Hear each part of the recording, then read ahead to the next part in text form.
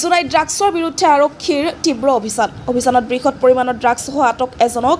জোনাইত সন্দেহজনক ড্ৰাগছ সেৱন আৰু সৰবৰাহকাৰী ব্যক্তিৰ সংখ্যা দিনক দিনে বৃদ্ধি পোৱাক লৈ আৰক্ষীয়ে অব্যাহত ৰাখিছে ড্ৰাগছৰ বিৰুদ্ধে তীব্ৰ অভিযান এটাৰ পিছত আনটো ঘটনা মাৰ নাচাওঁতে মঙলবাৰে নিশা জোনাই আৰক্ষীৰ এটা দলে পুনৰ অভিযান চলাই ড্ৰাগছসহ গ্ৰেপ্তাৰ কৰে সন্দেহযুক্ত ড্ৰাগছ সৰবৰাহকাৰী এজনক আৰক্ষীৰ গোপন খবৰৰ ভিত্তিত জোনাইত তৰাচান গাঁৱৰ নিবাসী ৰণুজ মিলিৰ ঘৰত নিশা অভিযান চলাই আৰক্ষীৰ এটা দলে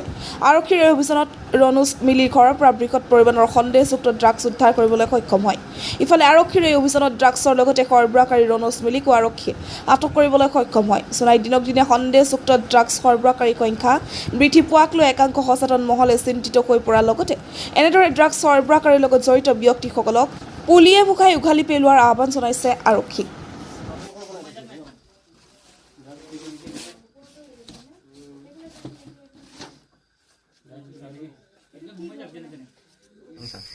আপুনি বিক্ৰী কৰে বোলে মাত নহয় স্যাৰ এইটো ক'ত লৈছিলে বিক্ৰী কৰিব গৈছিলে সঁচা কথা কওঁ বিক্ৰী কৰিব গৈছিলে নেকি সঁচা কথা কওঁ এনে লগৰ বুলি অকণমান 150-200 টকা ল'ব ক'ত ক'ত বিক্ৰী কৰে আপুনি বিক্ৰী নকৰোঁ স্যাৰ কি কৰে আপুনি নাম কি হয় আপোনাৰ ৰণুজ মিলি আপোনাৰ দাদাৰ নাম কি হয় দীপক মিলি কেতিয়াৰ পৰা ড্ৰাগছ বেছি আছে মই বিকা নাই স্যাৰ